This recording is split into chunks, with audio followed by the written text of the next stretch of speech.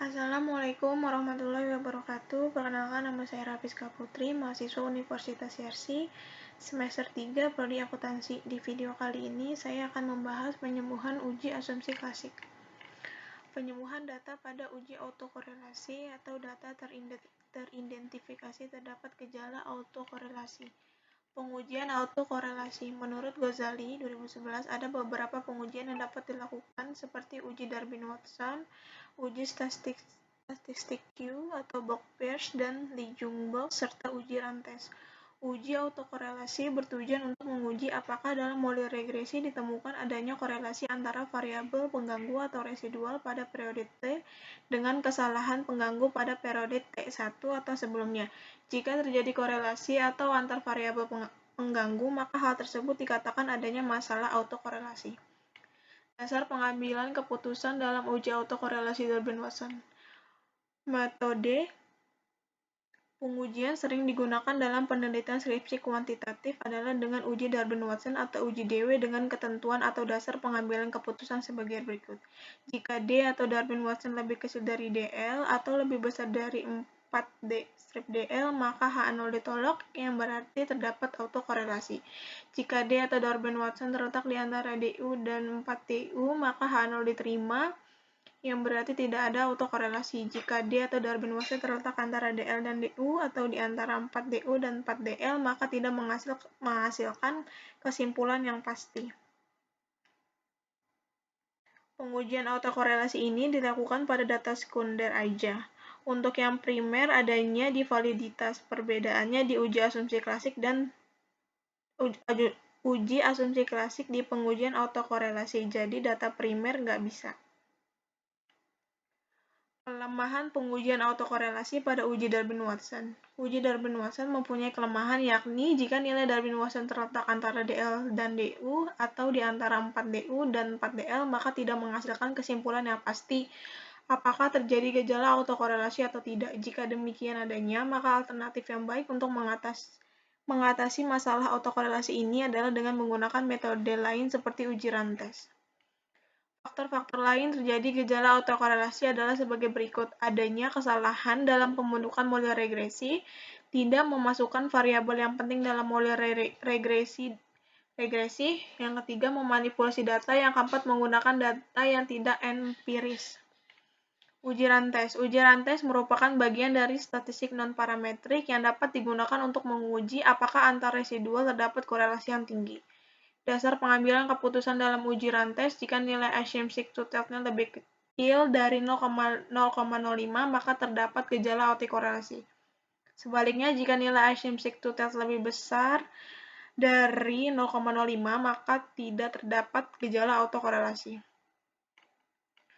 Penyembuhan data pada uji heteroskedastisitas atau data teridentifikasi terdapat gejala heteroskedastisitas.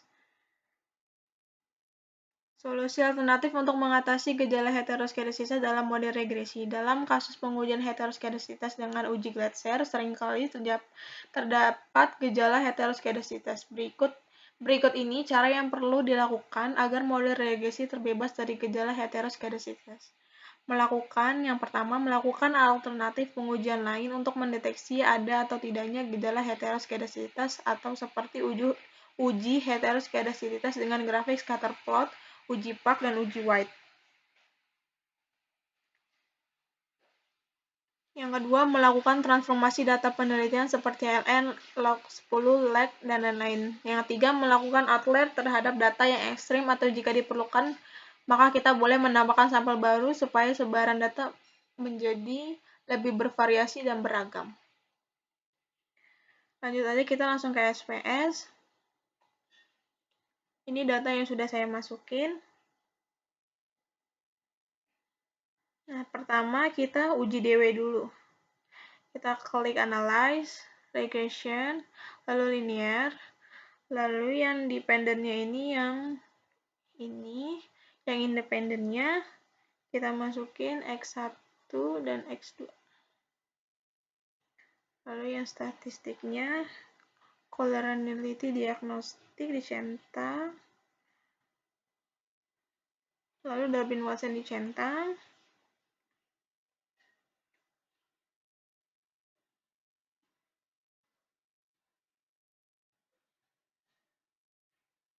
Lalu continue, plots-nya kayak gini aja. Yang save-nya unstandardized-nya kita centang, lalu continue, lalu oke.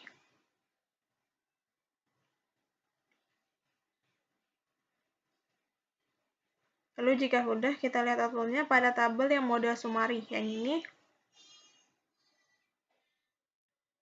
Hasil DW-nya 1,072. Sekarang kita mau cari untuk hasil di tabel DW-nya itu sendiri. Nah, kita buka tabel DW. Ini tabel DW-nya.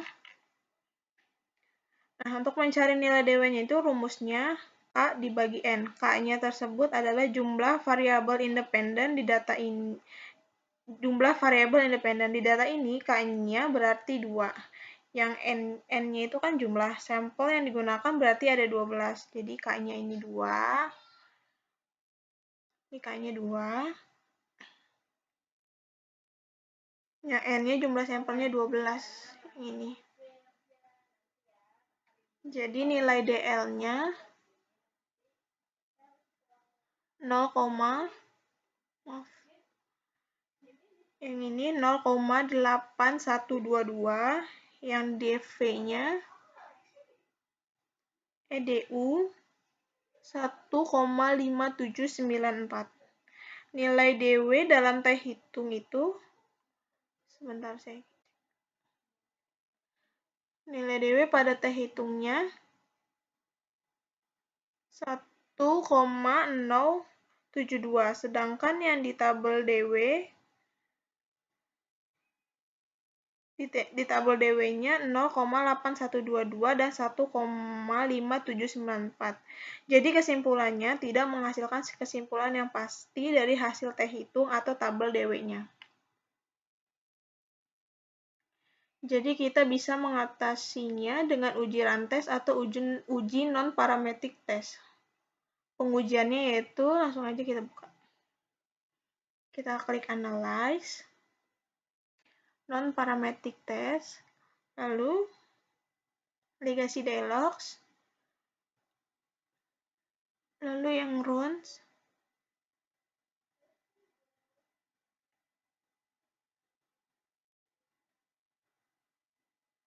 test variabelnya yang unstandardized, lalu oke. Nah, ini udah keluar outputnya. Lihat di tabel di sini, NPR test. Dilihat dari asymmetric to-nya, hasilnya 0,762, yang artinya lebih dari 0,05, maka disimpulkan tidak terjadi autokorelasi. Jadi kita sudah melakukan penyembuhan uji autokorelasi melalui uji rantes ini. Untuk penyembuhan data masih ada menggunakan cara lain, tapi di sini menggunakan uji rantesnya.